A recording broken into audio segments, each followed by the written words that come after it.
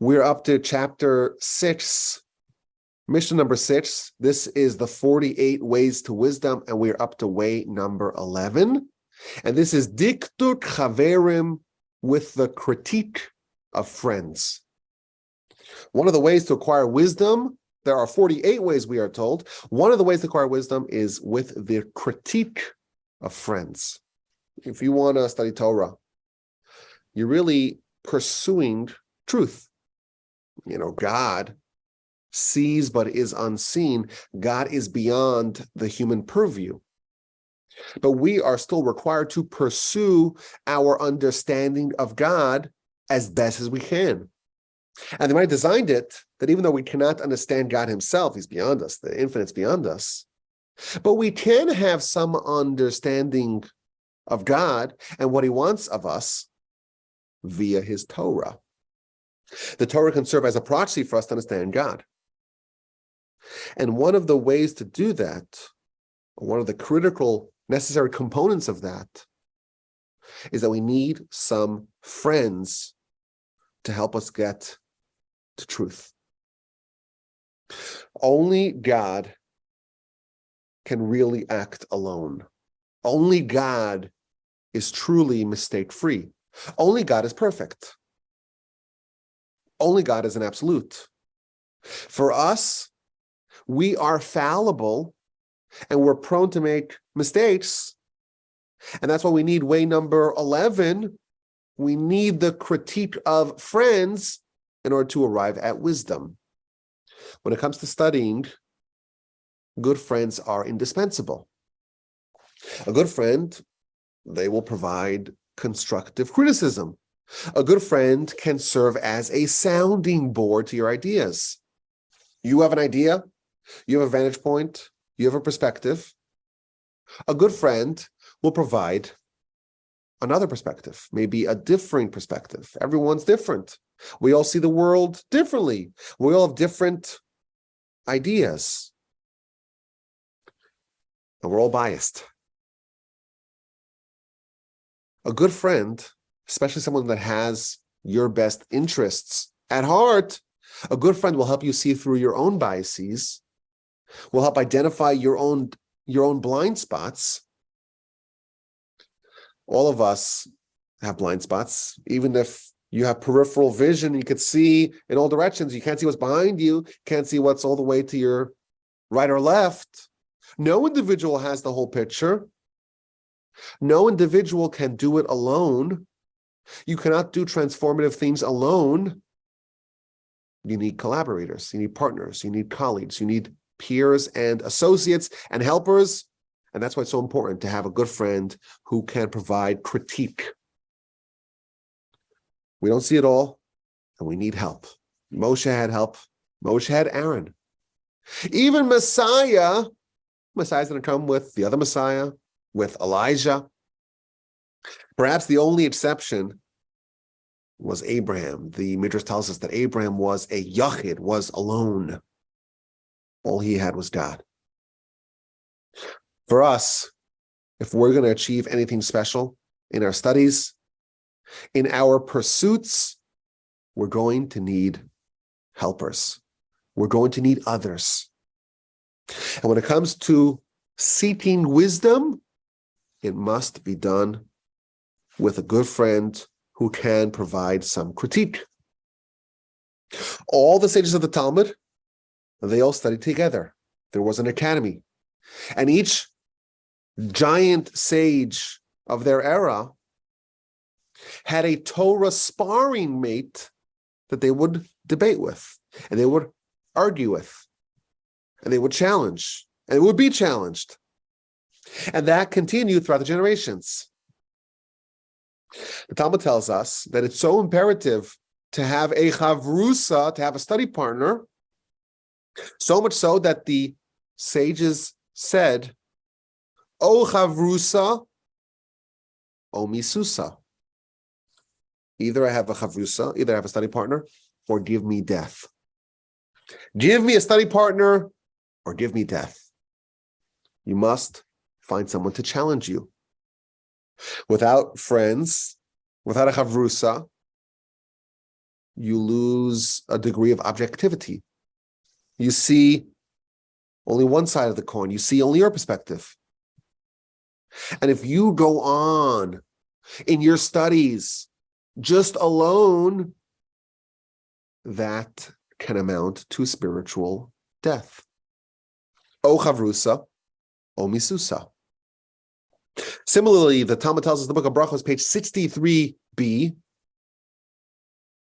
Ein haTorah nitnes ela b'chabura. Torah is only acquired with a group of people. And the Talmud quotes the verse. The verse says, Cherev al habadim. There should be a sword on those who study alone. Just like O chavrusa o misusa, either give me a study partner or give me death. A great sage who studies exclusively alone is really warranting death, deserving of death. Not only that, continues the Talmud, they will become foolish. Someone who studies alone can make terrible mistakes, can go awry, can be totally off the reservation and not even know it. If you go alone, you don't share ideas, and you don't solicit feedback, and you don't make adjustments, and you don't refine or fine-tune your thoughts, your arguments, your perspective, that's a recipe for making terrible mistakes and becoming foolish. The Talmud tells us that no one can rule accurately until they have ruled inaccurately. The only way to become proficient in ruling matters of Torah and halacha, it's only if you make some mistakes, and then you adjust, and then you fine-tune, and you upgrade. You need feedback for that. Only then can you arrive at the truth. The Talmud gives a story of a great sage who made a horrific halachic blunder. And it was a rudimentary oversight. It wasn't an advanced question. And the Talmud says because he studied alone. When you study by yourself exclusively, you can make gross mistakes without even realizing how far off you are. But when you study with a friend, not only will you avoid those gross mistakes and those bad ideas, but even your good ideas will be further developed, will be further illuminated. You have an idea, but it could be tweaked, it could be honed, it could be sharpened, it could be expanded when you share that idea. You could add more insight, more perspective, refine the idea, hone the idea. The Talmud likens two study partners who are studying together to two swords that are grading against each other, each one becoming sharper from this experience, each one benefiting and being upgraded from this experience. The Talmud talks about the great Rabbi Yochanan. He's one of the first authors of the Talmud. And he had a study mate, a study partner, who also was his brother-in-law, Rabbi Shimon ben Lakish. Rabbi Shimon ben Lakish, known, of course, as Reish Lakish. And after Reish Lakish passed, Rabbi Yochanan was distraught. He had no one to argue with. He had no one to debate with. So all the sages were trying to come up with a solution.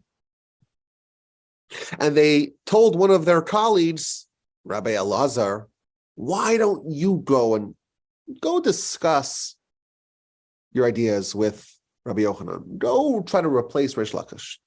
After all, Rabbi Yochanan, he's the greatest sage. He needs someone really, really sharp you're a candidate. So Rabbi Elazar goes and he studies with Rabbi Yochanan.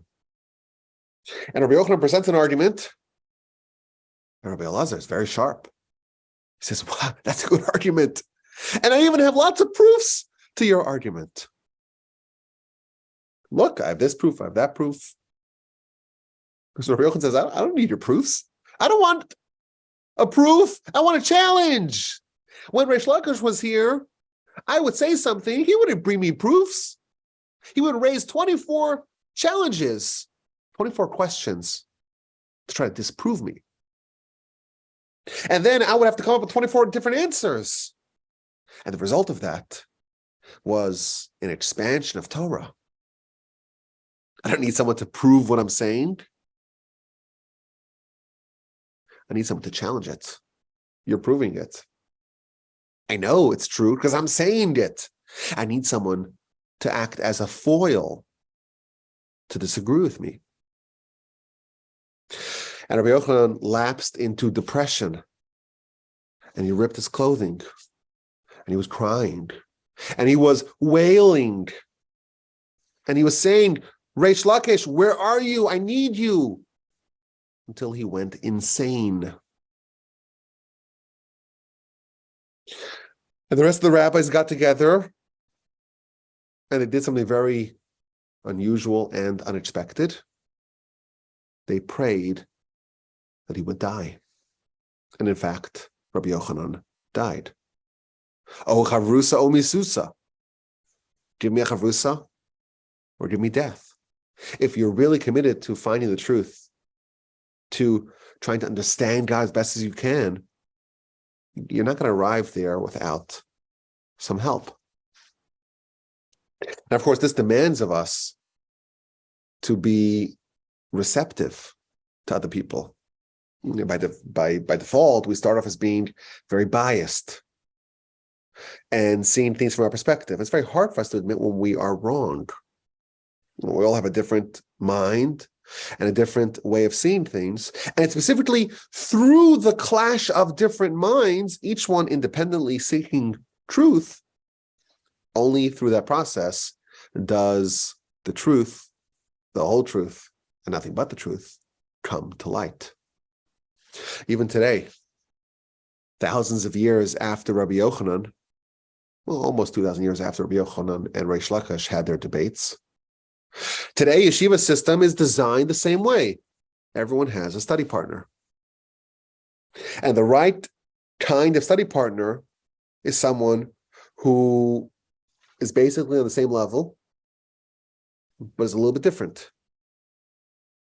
And, the same ability, but a different perspective, and each pursuing truth, that's a magical formula for each one of them to be sharpened from that experience. Now, this idea can extend to even teaching or having a weaker study partner. In some instances, when you have a weaker study partner, it actually might be ideal. Because if you're studying with someone who is on your level or even higher, you could rely on a lot of jargon. You could take things for granted. You could skip over steps. And you could have gaps in your knowledge. If you have to explain something to a child or to a novice, you really have to explain every part of the idea. Got to break it down to the smallest components. What are the assumptions? What are the things that we are accepting axiomatically? And let's critically evaluate and judge them and explain them independently. And through that, build the edifice of the idea. That is a really rigorous exercise that really ensures that you know what you're talking about. And you'll be able to see where are the mistakes, perhaps, in your thinking. And thus, it's imperative to find a friend, or better yet, find an audience. You have ideas.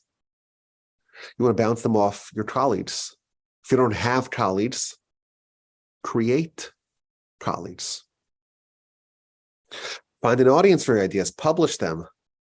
Maybe, dare I say, make a podcast and give your email address.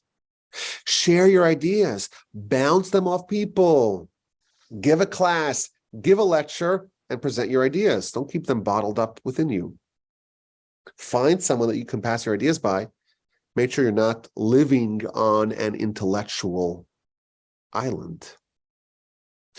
This is the benefits of peer review. Of course, peer review has many shortcomings, as is well documented, but the benefit cannot be discounted. Individuals, no matter how clever or brilliant or genius they are, if they're on their own, if they don't showcase their ideas, if they don't get crucial feedback, they can make mistakes.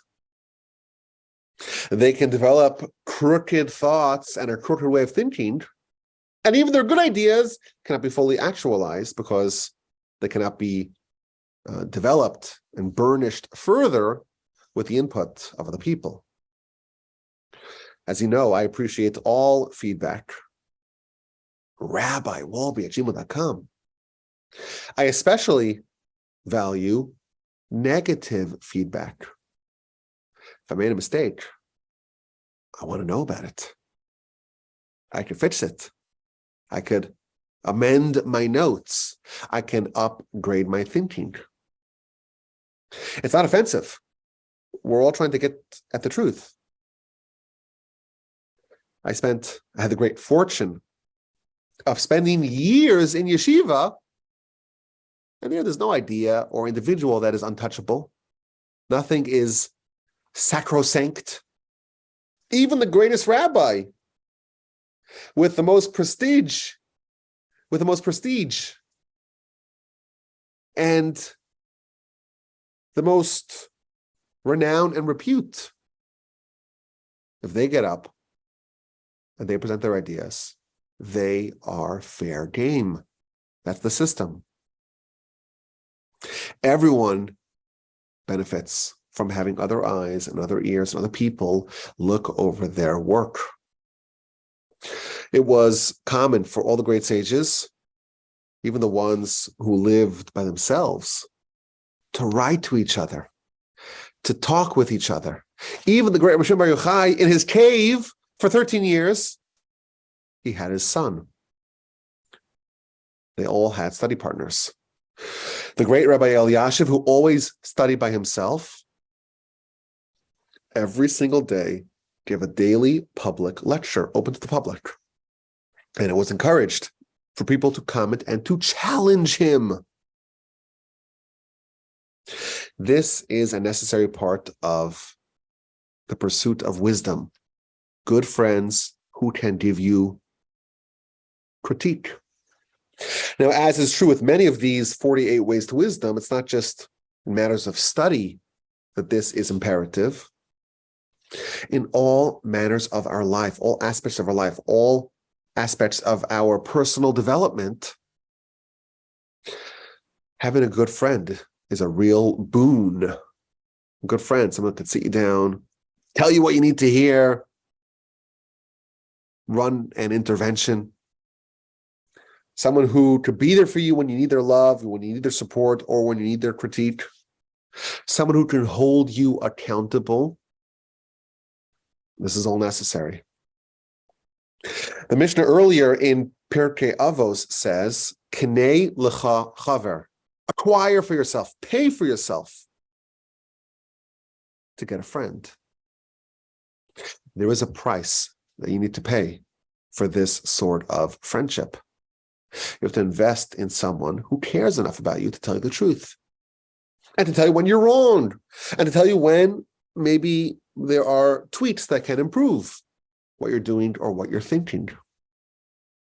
And part of the price you need to pay is you have to be willing to accept their input and to take it seriously. And no one likes to be told that they're wrong or that they are off course. It demands that you make yourself very vulnerable, but opening up yourself to be receptive, to be willing to accept criticism, and to consider just maybe that you're wrong and other people are right. Being willing to reconsider what you hold and believe perhaps strongly. Being willing to admit when you're wrong. This is absolutely critical to life. And of course, it is critical to our pursuit of wisdom, our pursuit of Torah, our pursuit of study of any kind. And this is way number 11. To have a good friend, to have a good friend who can provide you with valuable feedback. I consider all of y'all to be my good friends. If there's ever something that I say that you find is either wrong or can be improved or can be expanded, please send me an email, rabbiwolbe@gmail.com.